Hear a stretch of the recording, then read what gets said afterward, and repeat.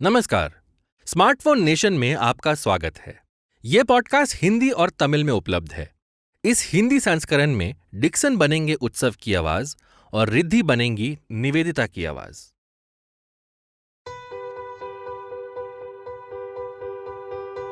जैसा कि हम सभी जानते हैं, खेती करियर का सबसे लोकप्रिय विकल्प नहीं है। आमतौर पर किसानों के परिवार से जुड़े हुए लोग खेती करना जारी रखते हैं, लेकिन हाल के दिनों में ये भी बदल गया है। अब परिवार वाले अपने बच्चों को एक औपचारिक शिक्षा दिलाते हैं ताकि वे खेती छोड़कर इंजीनियरिंग जैसी अधिक स्थायी नौकरियों में जा सके। हालांकि इंटरनेट इसे बदल सकता है। पिछले 5 वर्षों में किसान खेती के बारे में जानकारी साझा करने के लिए YouTube जैसे प्लेटफॉर्म का उपयोग कर रहे हैं। इसने किसानों का एक ऐसा समुदाय बनाया है जो अपने ज्ञान को एक दूसरे के साथ साझा करते हैं, जिससे उनके व्यवसायों को बढ़ाना आसान हो जाता है, जो बदले में इस अगले हाफ बिलियन के लिए लाभदायक बनाता है। यही नेक्स्ट हाफ बिलियन या NHB इस पॉडकास्ट के आधार हैं। नेक्स्ट शब्द का इस्तेमाल इसलिए क्योंकि यही लोग भारत में इंटरनेट यूजर्स की दूसरी बड़ी लहर का प्रतिनिधित्व करते हैं। हम इन 500 मिलियन लोगों को इंटरनेट यूजर्स के ऐसे समूह के रूप में परिभाषित करते हैं जो 2018 से 2022 तक 5 वर्षों में अपने मोबाइल फोन के माध्यम से पहली बार ऑनलाइन आए हैं। जनसांख्यिकी के दृष्टिकोण से ये लोग मुख्य रूप से भारत के आय वितरण के निचले 60% हिस्से से हैं। वे सौंदर्य सैलून और किराना दुकानों जैसे छोटे व्यवसायों के मालिक हैं। साथ ही ब्लू कॉलर वर्कर, घरेलू कामगार, सुरक्षा गार्ड आदि भी हैं। उन्होंने तकनीक के साथ तालमेल बिठा लिया है और अब वही बढ़ते भारत की महत्वाकांक्षा और हौसले की तस्वीर हैं। मैं हूँ निवेदिता, एक एक्स इंजीनियर, कॉमेडियन और लेखिका। और मैं हूँ उत्सव, निवेदिता की ही तरह एक एक्स इंजीनियर, साथ में मार्केट रिसर्चर, यात्री और पॉडकास्टर भी। आप स्मार्टफोन नेशन में सुन रहे हैं कि कैसे नेक्स्ट हाफ बिलियन लोग ऑनलाइन अपना भविष्य संवार रहे हैं। आज की कड़ी में हम आपको बता रहे हैं कि स्मार्टफोन ने कैसे भारत के किसानों को पहले से कहीं अधिक तेजी और आसानी से ग्राहकों को और जरूरी जानकारियों तक पहुंचने में मदद की है। इस एपिसोड की शुरुआत करने से पहले मैं आपको उमीडिया नेटवर्क इंडिया के एक निवेशक बद्री पिल्लापक्कम से मिलवाना चाहती हूँ।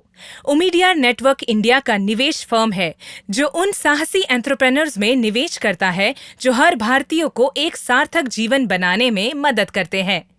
उन्होंने कई एग्रीटेक कंपनियों में निवेश किया है और वो इस विषय को गहराई से समझते हैं क्योंकि वो एक किसान परिवार से आते हैं और उनके पिता ने एक ट्रैक्टर कंपनी में 4 दशकों से अधिक समय तक काम किया है। उनसे सुनते हैं कि इस व्यवसाय की चुनौतियों के बारे में उनका क्या कहना है। मेरे ख्याल से सबसे पहले तो ये समझना जरूरी है कि मौजूदा बाजार काम कैसे करता है। कुछ बाजार सरकार के अंतर्गत आते हैं और कुछ बाजारों को स्थानीय लोगों द्वारा संचालित किया जाता है। यह एक उलझन की स्थिति है। तो और सभी बातों से ज्यादा किसान को इस बात की चिंता रहती है कि उत्पादन कर लेने के बाद उनके उत्पादों का आखिर होने क्या वाला है, और इसके बाद उन्हें बिक्री के लिए अलग अलग प्रणालियों को अपनाना पड़ता है और इस प्रक्रिया में भी काफी बिचौलिए शामिल हो जाते हैं। कुछ खास वस्तुओं पर लगने वाले नियंत्रण और मौसम की वजह से कीमतों में भी काफी उतार चढ़ाव आता रहता है और कीमत का अंदाजा लगाना काफी मुश्किल हो जाता है। फसलों की कटाई हो जाने के बाद पैसों के लेन देन को लेकर भी काफी परेशानियां आती रहती हैं और कई बार किसानों को सही वक्त पर उनके फसल के पैसे नहीं मिल पाते हैं। वैसे मैं कोई विशेषज्ञ तो नहीं हूँ, लेकिन ये बहुत कठिन लगता है। खेती के बारे में तुम्हारा कितना व्यक्तिगत अनुभव है, उत्सव? देखो, मेरा स्कूल एक कृषि विश्वविद्यालय के ठीक बगल में था, इसलिए मैंने मौसम के हिसाब से फसलों को बदलते देखा है। अच्छा, मतलब तुम्हें खेती का ख तक नहीं पता। सुनो, तुम तो केन्या में पली बड़ी हो ना, और वो भी वहाँ की राजधानी नैरोबी में। तुम खुद तो खेती के बारे में कुछ जानती नहीं और मेरा मजाक उड़ा रही हो। मेरे दादाजी एक किसान थे। ठीक है, तब कोई बात नहीं। मुझसे तो ज्यादा ही जानती होगी। मैं तो पूरा शहरी लड़का हूँ। मगर उन्हें ये पसंद नहीं था और वो बिल्कुल नहीं चाहते थे कि उनके बच्चों की शादी किसान परिवारों में हो। इसलिए उन्होंने अपनी बेटियों की शादी नियमित 9 से 5 नौकरी करने वाले पुरुषों से करा दी। तो इस तरह शुरू हुआ खेती से लोगों का नाता टूटना। हाँ शायद, लेकिन इंटरनेट और स्मार्टफोन के आने से काफी शहरी लोग कृषि की तरफ रुख कर रहे हैं। मुझे लगता है कि तुम्हें भी अब स्टूडियो से बाहर निकलकर खेती शुरू कर देनी चाहिए। उत्सव, तुम कर लो ना। मगर इस बात से तो मैं सहमत हूं कि आजकल ऐसे भी कुछ लोग हैं जो अपनी आरामदेह कॉर्पोरेट नौकरियां छोड़कर जैविक खेती करना चाहते हैं। लेकिन उन लोगों का क्या जो परंपरागत रूप से किसान रहे हैं? मेरा मानना है कि ये अभी भी एक चुनौतीपूर्ण और अप्रत्याशित करियर है, मगर मुझे लगता है कि तकनीकी विकास के साथ चीजें आसान हो रही है और आज के इस एपिसोड में हम यही देखने वाले हैं। शमीम हुसैन जी पश्चिम बंगाल के उत्तरी 24 परगना जिले के बोहरागाछी में रहने वाले हैं। अपने 28 साल के जीवन में उन्होंने देखा है कि उनके पूरे गांव का एक ही पेशा है, खेती, जो कि इस गांव को फिल्म 2 बीघा जमीन के गांव से बिल्कुल मिलता जुलता बनाता है। अधिकांश बंगाली ग्रामीण इलाकों की तरह यहां भी सब धान या चावल और कुछ सब्जियां उगाते हैं। लेकिन दूरसंचार क्रांति ने बोहरागाछी जैसे सुदूर गांव को भी प्रभावित किया। 2016 तक उन्हें एक मोबाइल टेलीकॉम नेटवर्क मिला और जल्द ही मोबाइल डेटा सेवाएं मिलने लगी। 2017 तक शमीम के पास स्मार्टफोन आ गया था। तो अभी क्या हुआ, मतलब ये स्मार्टफोन की वजह से इसमें क्या हुआ था, काफी सारी इंफॉर्मेशन, ये एप्पलवेयर में इतना फायदा हो रहा है, उसमें इतना फायदा हो रहा है, तो हम लोग उसका जो पौधा है तो वो मंगवा के फिर शुरुआत करते हैं। ठीक है, करते करते काफी फायदा, मतलब लाभ हो रहा है। ठीक है, उसमें से इसके ऊपर भी लगा है। हमारा पापा भी, दादाजी का जो है वो देहांत हो गया, तो अभी पापा और मैं इसके ऊपर मतलब काम कर रहे हैं। 2016 तक उन्होंने अपना स्नातक पूरा कर लिया था, लेकिन नौकरी की तलाश में बैठने के बजाय उन्होंने नर्सरी शुरू करने का फैसला किया। शमीम जी प्रतिदिन सुबह 10 बजे से दोपहर 4 बजे तक नर्सरी में रहते हैं, जहां वे पौधों की देखभाल करते हैं, कलमों की जांच करते हैं और पौधों को स्वस्थ रखने के लिए कीटनाशकों का छिड़काव करते हैं। उनके दादा और पिता किसान थे, इसलिए बागवानी उनके स्वभाव में शामिल है।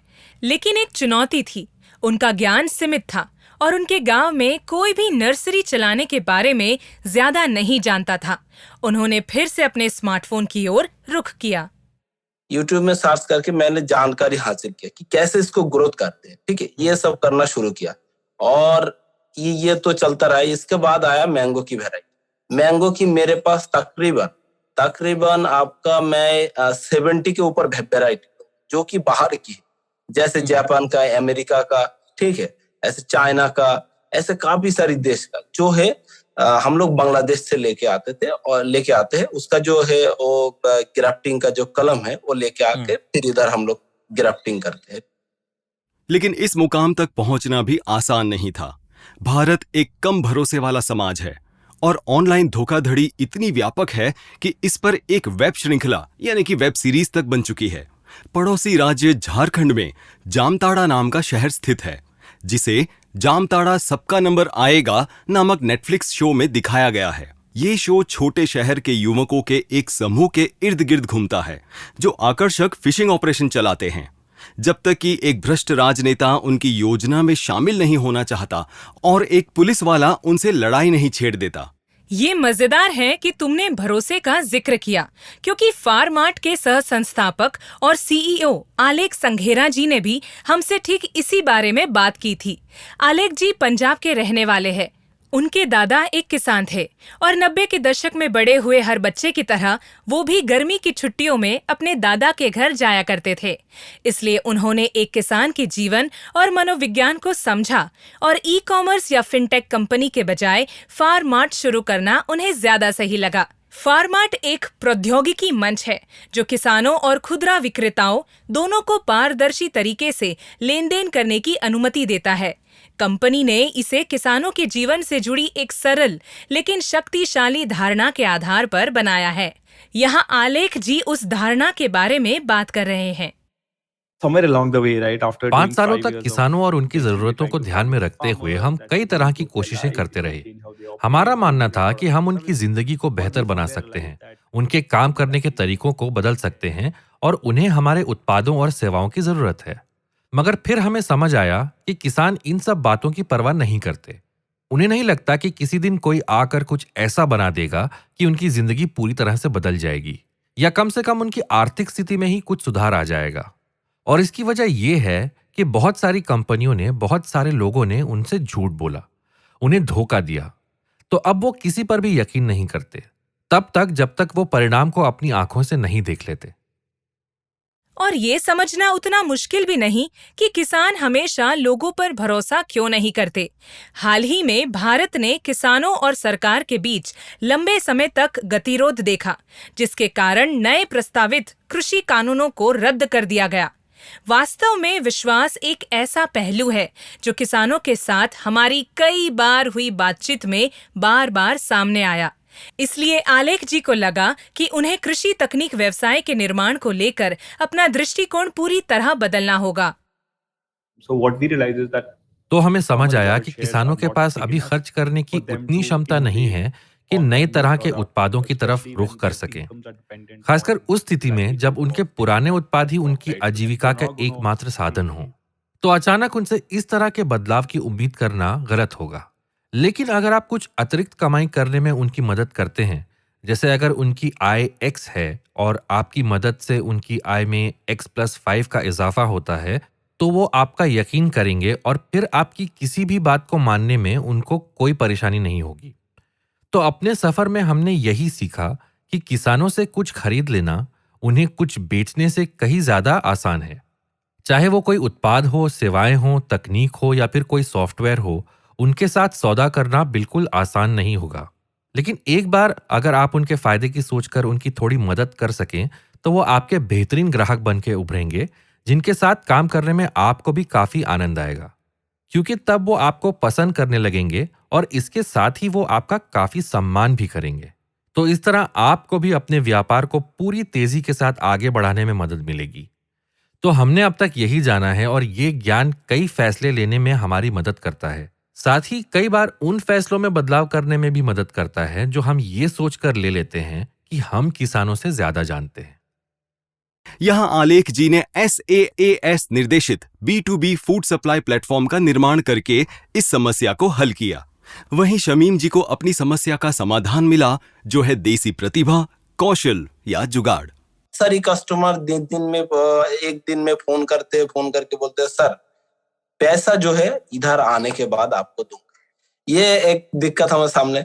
तो हम उधर बोलते हैं, देखिए सर पैसा आप चाहे उधर जाके दीजिए या फिर इधर। उसी हिसाब से काफी सारे अच्छे कस्टमर ज्यादा है, तो वो लोग फोन करते हैं। तो मैं सीधे बोलते एक काम कीजिए, आप वीडियो कॉल कीजिए, थोड़ी बहुत ट्रस्ट आएगा। मुझे ये कुछ ज्यादा ही कॉर्पोरेट लग रहा है उत्सव। क्या ये किसानों के लिए कारगर होगा? हाँ बिल्कुल होगा। एक छोटे से ब्रेक के बाद मैं तुम्हें सब बताता हूं।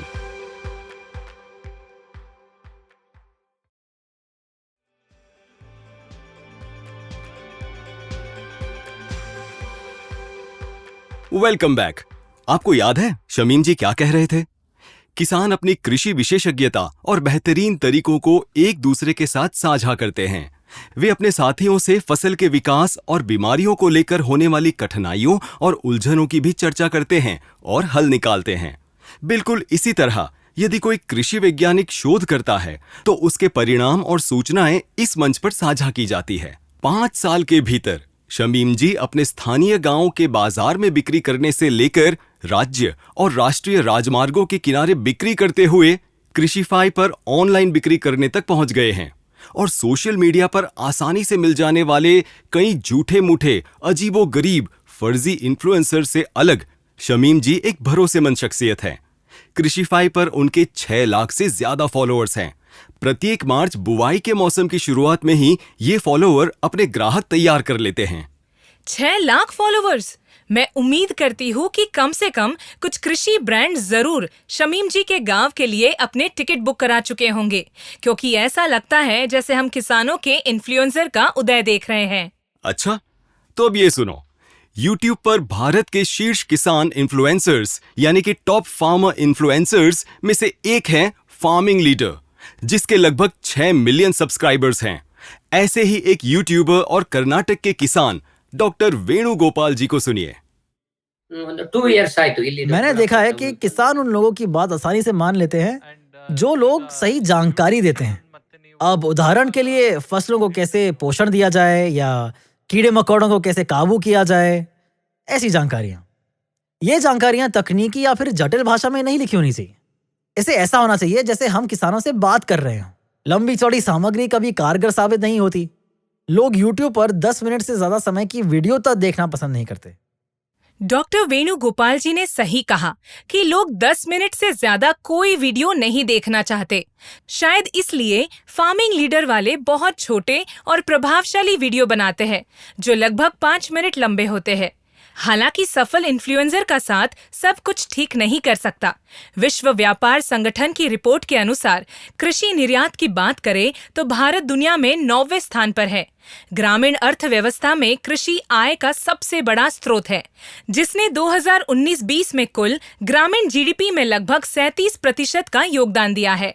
इस हिसाब से कृषि की लोकप्रियता बढ़नी चाहिए थी, मगर ऐसा नहीं हुआ। अब इस तथ्य पर विचार करें कि हमारे पास 140 मिलियन किसान हैं, जिनके पास भूमि है, और अन्य 150 मिलियन भूमिहीन मजदूर हैं, यानी करीब 30 करोड़ लोग कृषि से जुड़े हैं। और फिर भी वैश्विक कृषि व्यापार में हमारा हिस्सा बस 3.1% है। ये काफी मेहनत भरा काम है, इसलिए काफी लोगों ने आरामदायक कॉर्पोरेट नौकरी और सुरक्षित भविष्य के लिए इसे छोड़ दिया। हालांकि ये धीरे धीरे बदल रहा है। कुछ लोग अब कॉर्पोरेट नौकरियों से खेती की ओर बढ़ रहे हैं। भले ही ये आय का मुख्य स्रोत न हो, मगर फिर भी हम इसकी बढ़ती हुई लोकप्रियता को देख सकते हैं। अरुणा जी का जन्म और पालन पोषण मैसूर, कर्नाटक के प्रियापटना गांव में हुआ था। वो पढ़ाई करने के लिए विदेश गए और घर वापस आने का फैसला करने से पहले 1 दशक तक वहां काम करते रहे। अरुणा जी का परिवार कई पीढ़ियों से किसान रहा है, इसलिए स्वाभाविक ही था कि उन्होंने भी खेती की ओर रुख किया। हालांकि ये उनकी आय का प्राथमिक स्रोत नहीं है। उनकी मुख्य आय एक उद्यमी एंटरप्रेन्योर होने से आती है। अरुणा जी से ही सुनते हैं, ऐसा क्यों? सच कहूँ तो अगर आय का दूसरा जरिया ना हो तो खेती बहुत कठिन काम है। अगर मेरे पास मासिक आय का कोई दूसरा जरिया नहीं होता तो मैं कब का खेती छोड़ चुका होता। खासकर तब जब 2013 से 15 में सूखे का एक लंबा दौर आया था।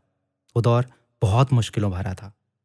वो ये भी बताते हैं कि उत्पादों का उपयोग करते समय भाषा की बाधाएं किसानों को महत्वपूर्ण जानकारी से कैसे वंचित कर देती है। कई बार किसान कीड़े मारने की दवा समझकर खरपतवार हटाने की दवा खेतों में डाल देते हैं, क्योंकि भारतीय कीटनाशी अधिनियम कहता है इन पर लगा लेबल ना तो अंग्रेजी भाषा में हो सकता है और ना ही हिंदी भाषा में। शमीम जी को भी ये दिक्कत थी। कृषिफाई से उनका शुरुआती अनुरोध था कि सारी जानकारियां बंगाली में ही हो, क्योंकि जाहिर सी बात है खेती कठिन है। मगर यहाँ बात सिर्फ शारीरिक श्रम की नहीं हो रही। राजेश रंजन जी की बात सुनिए, जो आलेख जी की तरह ही एक किसान परिवार से आते हैं। ये भी कृषिफाई के एक संस्थापक हैं, जिनके बारे में हम अभी कुछ समय पहले बात कर रहे थे। ये हैं राजेश जी।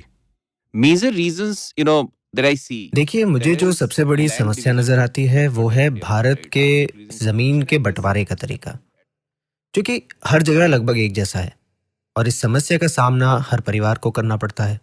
हम सब ने देखा है, आज से 50 साल पहले हमारे पास जितनी जमीनें थीं, उसे आज निजी स्तर पर देखें तो वो काफी सिमट कर रह गई हैं। जाहिर है कि नई पीढ़ियों के आगमन के साथ परिवार काफी बढ़ गए हैं, मगर जमीन जो है वो सीमित है। खेती लायक जमीन और भी कम है, तो छोटे से खेत में मामूली सी खेती करना और भी कठिन हो गया है। आज के ज़माने में घर चलाना काफ़ी मुश्किल है, और शायद यही वजह है कि लोग खेती के काम से कटते जा रहे हैं। देश में 140 मिलियन किसानों के पास अपने खेत है, इसलिए कोई भी कल्पना कर सकता है कि उनके खेत कितने छोटे होंगे। लेकिन समान भूमि वाले किसानों के प्रत्येक समूह में एक छोटा समूह ऐसा भी है जो अपने साथियों की तुलना में काफी बेहतर करता है। तो उदाहरण के लिए, यदि अधिकांश किसान 1 एकड़ से 50,000 रुपए कमाते हैं, तो ये छोटा सा समूह 5 लाख कमा रहा होगा। 10 गुना? हाँ, व्यवहारिक और सामाजिक परिवर्तन के क्षेत्र में हम इसे सकारात्मक भटकाव कहेंगे। ये वो लोग हैं जिनके असामान्य लेकिन सफल व्यवहार या रणनीतियां उन्हें समान चुनौतियों का सामना करने के बावजूद अपने साथियों की तुलना में किसी समस्या का बेहतर समाधान खोजने में सक्षम बनाती हैं। अब सुनते हैं रंजन जी को। What they have done, they have innovated. देखिए, इन लोगों ने कुछ नया करने की कोशिश की है। मिसाल के तौर पे हाल ही में मैं एक किसान से मिला जो हरियाणा के किसी जिले से था। उसकी पिछली पीढ़ियां सामान्य पारंपरिक फसलों की खेती करती थी, मगर अब वो बंदा स्ट्रॉबेरी उगा रहा है और किसी सामान्य किसान से ज्यादा कमाई कर रहा है। मेरा मतलब है कि लोग अब ज्यादा जागरूक हो गए हैं। उन्होंने नए नए प्रयोग करना शुरू कर दिया है। अब मान लिया जाए किसी के पास 5 एकड़ जमीन है और उसके पास सही जानकारियां भी उपलब्ध है। साथ ही अगर उसके पास इतनी आर्थिक क्षमता है कि वो कुछ नए किस्म के बीज और पौधे आयात कर सके, तो वो आसानी से अपने जमीन के लगभग 20% हिस्से पर एक नया प्रयोग कर सकता है। और अगर उन्हें बेहतर परिणाम मिलते हैं तो उनकी कमाई में इजाफा होता है। तो मेरे हिसाब से वो धीरे धीरे अपने इस प्रयोग का दायरा बढ़ा सकते हैं और वक्त के साथ ये कृषि उनकी मुख्य धारा में शामिल हो जाएगी। लेकिन अगर इसके बारे में कोई जानकारी ना हो तो ये काफी थका देने वाला और निराशाजनक हो सकता है, खासकर उस स्थिति में जब आपकी आजीविका इस पर निर्भर करती हो। इंटरनेट इस अर्थ में एक वरदान साबित हुआ है, जिससे किसानों को आवश्यकता पड़ने पर अपने प्रश्नों का समाधान ढूंढ सकने का अवसर मिला है। देखिए, मुझे एक और नया बदलाव नजर आ रहा है। भारत के जो बड़े बड़े शहरों और मेट्रो के कई लोग हैं जिन्होंने अच्छी खासी शिक्षा प्राप्त कर रखी है, उनके अंदर अब अपनी जड़ों से जुड़ाव का भाव जागृत होने लगा है। वो भी अब धीरे धीरे कृषि की तरफ अपना रुख करने का मन बना रहे हैं। ये मेरे ख्याल से एक बड़ा बदलाव है। सचमुच मेरे ख्याल से ये बहुत बड़ी बात है।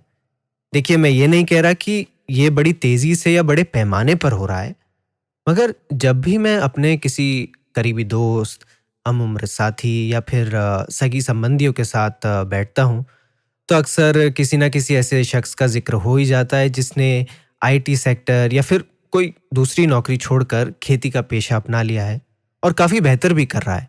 ऐसे भी कई उदाहरण हैं जिनमें ऐसे लोगों ने अपने अच्छे खासे खेत विकसित कर लिए हैं। मैं आपको सरोज जी से मिलवाती हूँ, जो खुद का जैविक व्यवसाय करती है। उनके पिता सेना में थे, इसलिए खेती से उनका कोई नाता नहीं था। लेकिन फिर उनकी शादी किसानों के परिवार में हुई और उन्हें ये सीखना पड़ा। वो बीए, बीएड और डबल एमए के साथ अच्छी तरह से शिक्षित है और वो कहती है कि उन्हें पता था अगर जरूरी जानकारी मिल जाए तो वो जल्दी ही सीख सकती है। और तब उन्होंने ऑनलाइन टिप्स की तलाश शुरू की। फोन पे मैंने देखा, कहीं यूट्यूब पे देखा, मैंने सोचा इसके नीचे कुछ छोटी खेती कर लेते हैं। पानी जो मोटे वाले फव्वारे चलाते थे, ज्यादा पानी वेस्ट होता था। फिर मैंने घर वालों को बताया कि इसमें तो पानी भी बहुत वेस्ट होता है, वैसे ही पानी कम है। तो मैंने उसके बाद ड्रिप सिस्टम लगवाया। ड्रिप सिस्टम लगवाने के बाद अच्छे से मुनाफा होने लग गया। उसके जैसे कभी हमने तरबूज लगा लिए उस पेड़ों के नीचे, कभी और कुछ कर लेते हैं, सब्जी वगैरह कर लेते हैं, तो अच्छा मुनाफा हुआ। तो मैंने दिल्ली में एक मीटिंग हुई थी, तो वहाँ पे मीटिंग करने के बाद में यहाँ हमारे कृषि विज्ञान केंद्र गोनेडा में मैंने मीटिंग ली। उसके बाद भी मैंने काफी सोचा, कहीं फोन पे यूट्यूब पे पढ़ा, किसी के बारे में पढ़ा कि भाई अच्छा बी कीपिंग से अच्छी कमाई होती है, तो मैंने बी कीपिंग का काम शुरू किया। जाहिर है खेती के सफर में इंटरनेट ने सरोज जी की काफी मदद की है, लेकिन इंटरनेट तक हर किसी की पहुंच ऐसी नहीं है। वास्तव में सरोज जी के पास अपनी प्रतिक्रिया के बारे में एक मजेदार कहानी है, जब उनके पति ने स्मार्टफोन लिया था। तो इसलिए वो लेके आए थे फोन। उस टाइम जब शुरू में फोन आया तो मैंने सोचा ये क्या है, तो वो उन्होंने बोला कि ये फोन है। मैंने कहा मतलब सबसे पहले लेडीज का एक ही सवाल होता है, ये कितने का है, इतना बड़ा फोन है। तो उन्होंने एक ही बात बोली, बोल मेरा नहीं है, ये बोलिए 40,000 का है। मैंने कहा 40,000 का? तो उन्होंने बोला कि किसी दोस्त का है। मैंने कहा दोस्त का तो इतना महंगा फोन कौन देगा? तो फिर वो उन्होंने कहा कि नहीं, ये फिर बाद में बताया कि ये मैं ही लेके आए। मैंने कहा 40,000 का फोन? मैंने कहा इतने पैसे तो अपन एक भैंस ले आते, घर में काम आती, बच्चे दूध पीते। मैंने कहा आप ये फोन ले आए? बोल कि नहीं, इससे बहुत कुछ सीखने को मिलेगा, तेरे को भी और मेरे को भी। इसमें सरोज जी की गलती नहीं, उन्होंने एक बहुत ही सही बात कही है। लेकिन तीनों किसानों की यात्रा अपने आप में अनूठी है। सरोज जी और अरुणा जी के पास अंग्रेजी या हिंदी में स्मार्टफोन का उपयोग करने की शिक्षा और क्षमता थी, लेकिन खेती के बारे में स्वदेशी और आधुनिक ज्ञान तक उनकी पहुंच नहीं थी। शमीम जी के पास ज्ञान था, लेकिन किसानों और ग्राहकों के समुदाय तक उनकी पहुंच नहीं थी। स्मार्टफोन ने समस्या के दोनों पक्ष मांग और आपूर्ति को हल करते हुए इन दोनों को सशक्त बनाया। शायद मुझे भी किसान बनने के बारे में सोच लेना चाहिए था। यही सही समय है। बुरा मत मानना, पर तुम्हारे मुंह से ये बात बिल्कुल भी अच्छी नहीं लगती। तुम्हें देखकर तो ऐसा लगता है कि एक योगा क्लास के बाद तुमसे कोई काम नहीं हो सकता। हाँ, तुम क्या जानो, कोशिश करने से सब कुछ हो सकता है। बिल्कुल उत्सव, मैं तुम्हें खेतों में काम करते हुए देखना चाहती हूँ। तुम्हें बार बार असफल, नाकाम, फेल होते देखने में कितना मजा आएगा। मगर सोच लो, ये एप्स चलाने जितना आसान काम नहीं है। हाँ, पता है। मैं स्टूडियो में ही ठीक हूँ, मगर शमीम जी जैसे लोगों के लिए जीवन बदल गया है और वो अकेले नहीं हैं। पहले क्या होता था, हमारे इधर ग्राफ्टिंग करने से में बाहर से लोग आते थे, जैसे बांग्लादेश से लोग आते, और उन लोगों से फिर हमारा गांव का आसपास का लड़का सीखा कैसे क्या करते हैं, कैसे ग्राफ्टिंग करते हैं। फिर वो लोग, अभी तो गांव का लड़का ही सब करते, और उनके पास से फिर गांव के धीरे धीरे सब कर रहे हैं, नर्सरी मतलब इसके ऊपर काम कर रहे हैं सभी। 50 साल पहले सर नॉर्मन बोरलॉग और MS स्वामीनाथन ने हरित क्रांति की शुरुआत की, जिसने खाद्यान्न के मामले में भारत को आयातक से निर्यातक में बदल दिया। हम एक और क्रांति की दहलीज पर हैं, इस बार उस उपकरण से जो आपकी हथेली में फिट बैठता है।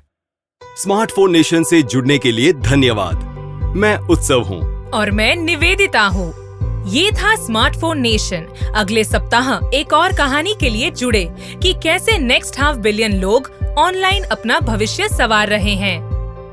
अगर आपको हमारा शो पसंद आया तो स्मार्टफोन नेशन यूट्यूब चैनल को सब्सक्राइब करें। इसके अलावा स्पॉटिफाई, एप्पल पॉडकास्ट या जहां भी आप अपने पॉडकास्ट सुनते हैं, वहां हमें रेट और रिव्यू करना ना भूलें। इस एपिसोड को अपने दोस्तों के साथ शेयर करें ताकि हम ज्यादा से ज्यादा लोगों तक पहुंच सकें। आप IVM पॉडकास्ट पर या जहां भी आपको अपना पॉडकास्ट मिलता है, वहां स्मार्टफोन नेशन को सुन और सब्सक्राइब कर सकते हैं। यह पॉडकास्ट हिंदी और तमिल में भी उपलब्ध है। इस सीजन को संभव बनाने के लिए ओमिडियर नेटवर्क इंडिया का विशेष धन्यवाद। यह जानने के लिए कि ONI कैसे साहसी और उद्देश्य संचालित उद्यमियों के साथ साझेदारी करके भारत के अगले आधे अरब लोगों के जीवन को बेहतर बनाने के लिए काम कर रहा है, omidyarnetwork.in पर जाएं। हमें बताएं कि आप शो के बारे में क्या सोचते हैं। आप हमारे मेजबानों को ट्विटर और इंस्टाग्राम पर देख सकते हैं। उत्सव को इंस्टाग्राम ID @YVTravel42 पर देखा जा सकता है। आप निवेदिता को इंस्टाग्राम ID @niv.prakasam पर संपर्क कर सकते हैं। आप IVM को ट्विटर, फेसबुक और इंस्टाग्राम पर @IVM Podcasts पर फॉलो कर सकते हैं। IVM